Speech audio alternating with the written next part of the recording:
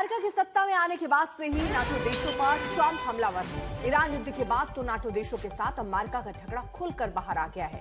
Trump ने साफ साफ कह दिया है, मुझे नाटो कभी पसंद नहीं था, मैं इसे छोड़ने पर गंभीरता से विचार कर रहा हूं। इस पर ज्यादा विचार करने की भी जरूरत नहीं है। मैं ईरान जंग खत्म होने के बाद इस पर फैसला सुनाऊंगा।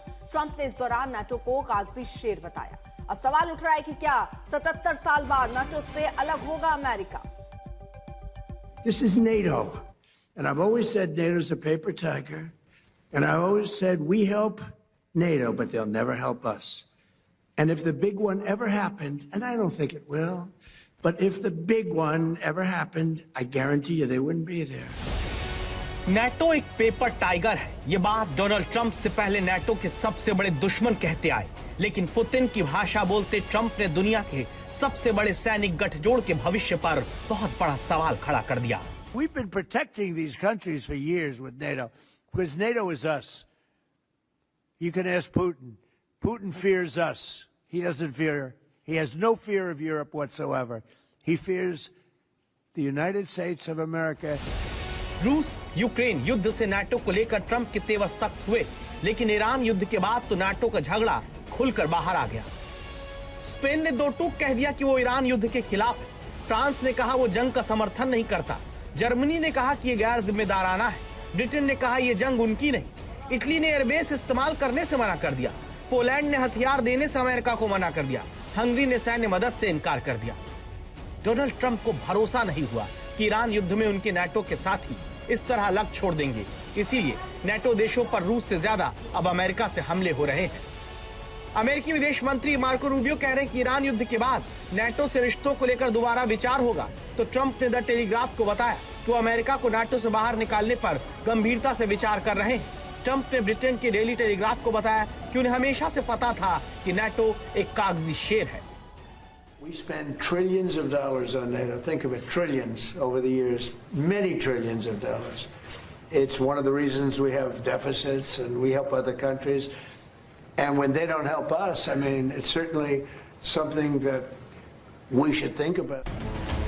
डोनाल्ड ट्रंप ईरान युद्ध से निकलना चाहते हैं, लेकिन हॉर्मुज को खुलवाकर इसीलिए वो लगातार नाटो देशों से आकर उनकी मदद करने की बात करते रहे। लेकिन जब ऐसा नहीं हुआ तो वो भड़क गए, जबकि अमेरिका ही मान चुका है कि ईरान पर जिस आरोप के चलते हमला हुआ वैसा कुछ है ही नहीं। Half of the free world. These are missiles that don't even range the United States of America. They range allies and others, and yet when we ask for additional assistance or simple access basing overflight, we get questions or roadblocks or hesitations. तो Trump ने पहले Iran पर हमले की वजह उसकी missile से America को खतरा बताया। जब जंग में उन्हें मन मुताबिक नतीजे नहीं मिले, तब अमेरिका की तरफ से ईरान से यूरोप को खतरे की बात कही जाने लगी। And the president's pointing out, you don't have much of an alliance if you have countries that are not willing to stand with you when you need them. He's simply pointing that out, and ultimately it'll be his decision of what that looks like after this is complete.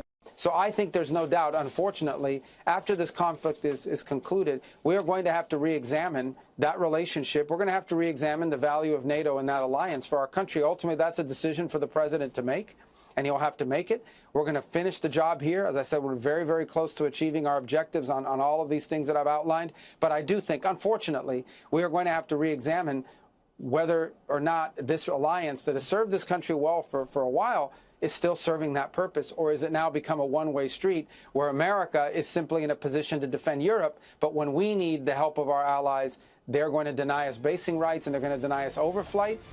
America को ये भरोसा तो था, यूरोपीय देश नाराज है, लेकिन उसने सपने में नहीं सोचा होगा कि यूरोप और नाटो के सदस्य देशों के नेता इतना तीखा पलटवार करेंगे।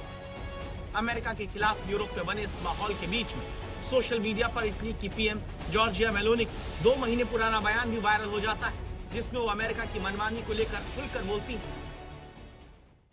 Sbagliata questa strategia?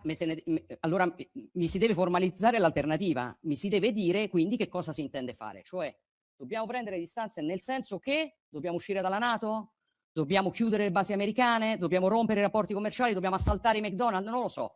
Che dobbiamo fare? Che dobbiamo fare? Altrimenti chiaramente Italy की तरह ब्रिटेन के पीएम भी अमेरिका को खरी खरी सुना रहे हैं। ब्रिटेन के प्रधानमंत्री कीर स्टारमर ने नाटो पर ट्रंप के बयान पर कहा कि ब्रिटेन नाटो के लिए प्रतिबद्ध है। उन्होंने कहा कि मुझ पर और दूसरों पर चाहे कितना भी दबाव, चाहे कितना भी शोर शराबा हो, मैं अपने सभी फैसलों में ब्रिटेन के राष्ट्रीय हित को ही सबसे ऊपर रखूंगा। ईरान की जंग के मोर्चे पर ट्रंप ने जो फैसले किए, उससे न सिर्फ अमेरिका के अंदर बल्कि अंतर्राष्ट्रीय मंचों पर भी ट्रंप के मनमाने फैसले का विरोध हो रहा है। यही वजह है कि ट्रंप अब ईरान जंग से किसी तरह निकलने के रास्ते तलाशते नजर आ रहे हैं। लेकिन इस जल्दबाजी में ट्रंप और नेटो देशों के बीच की दरार और चौड़ी हो गई है।